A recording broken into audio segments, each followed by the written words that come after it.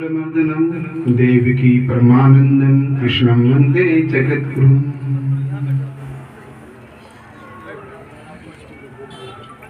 हृदयस्थ विराजमान परम पूज्य श्री गुरु महाराज, मंचस्थ आसीन धर्म संसद संचालन समिति के संरक्षक परम पूज्य स्वामी महामंडलेश्वर स्वामी यतीन्द्रानंद गिरी जी महाराज, धर्म संसद संचालन समिति के अध्यक्ष परम पूज्य स्वामी प्रबोधानंद गिरी जी महाराज, परम आदरणीय स्वामी राघवेंद्र भारती जी, स्वामी अन्नपूर्णा भारती जी, स्वामी विनोद महाराज जी, मंचस्थ आसीन समस्त संत वृंद और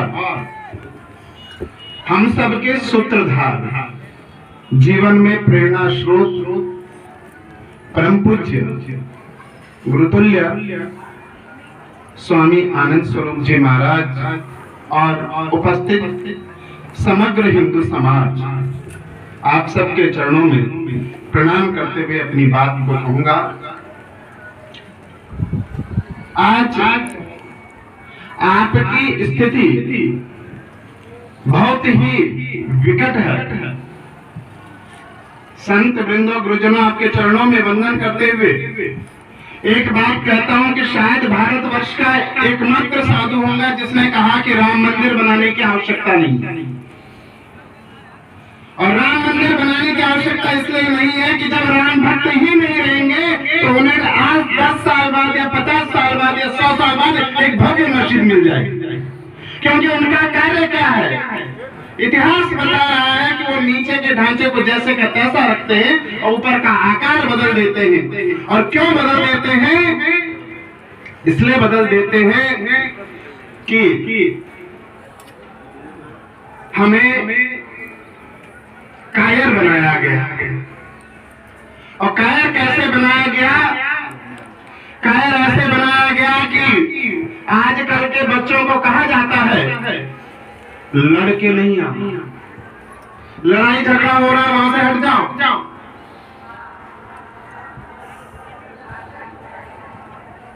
हमारा संरक्षण ज्यादा बड़े भाई के दायित्व में हुआ और हमें जब झगड़ा होता तो मार पड़ती थी, क्योंकि एक शर्त होती थी कि पापे बड़ी की मात्रा है तो ठीक, छोटी की मात्रा है तो पिटे। पीट के आया तो ठीक, पिट के आया तो फिर पिटेगा, घर में भी आकर पिटेगा। क्यों? क्योंकि बाद में उनको ही जाना जाता है, जो गार्जियन है उनको जाना।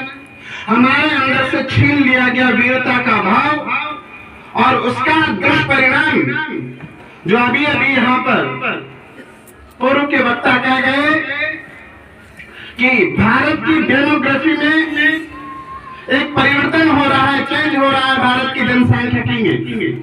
और वो हो रहा है जनसंख्या असंतुलन करके। क्योंकि भारत में वर्तमान जो तंत्र कार्य कर रहा है, इस तंत्र का नाम है लोकतंत्र। और यहाँ लोकतंत्र में जिसके साथ लोग हैं, जितने जिसके साथ जन है, जिसके साथ प्रजा है, उतना ही उसके साथ तंत्र। आज मां गंगा की गोद में जहां हम लोग बैठे हुए हैं, इस मां गंगा की गोद में साधु संतों के मेले में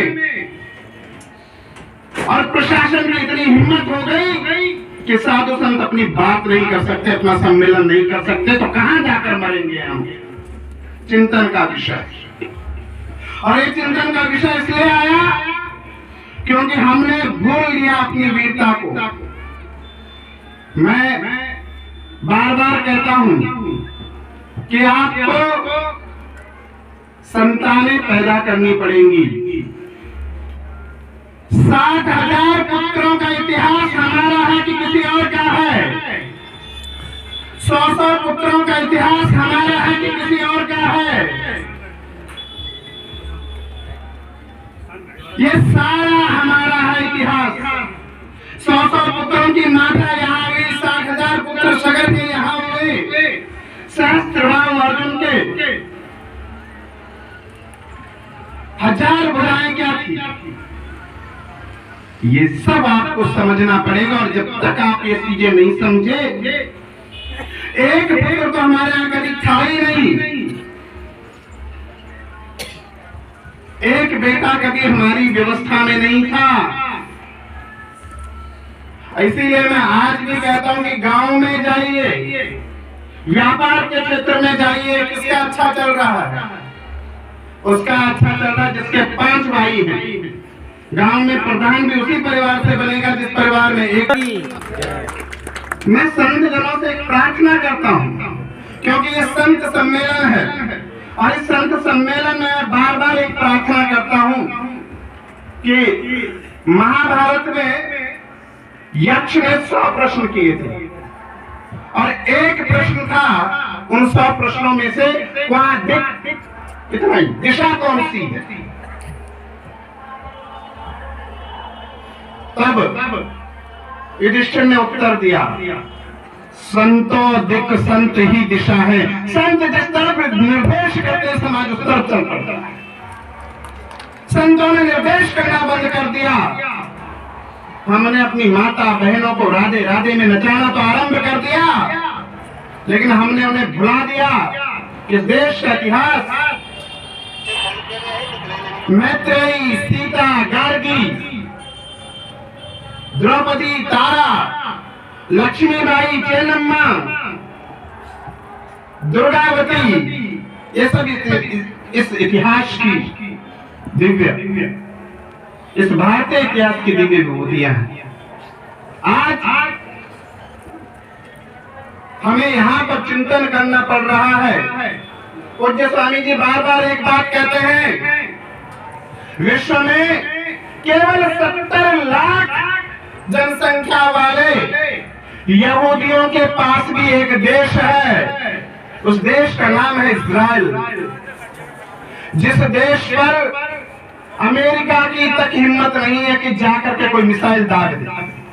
आज सबसे शक्तिशाली खुफिया एजेंसी किसी की है तो 70 लाख जनसंख्या वाले देश की है, जिसका नाम है मुशेद। और आज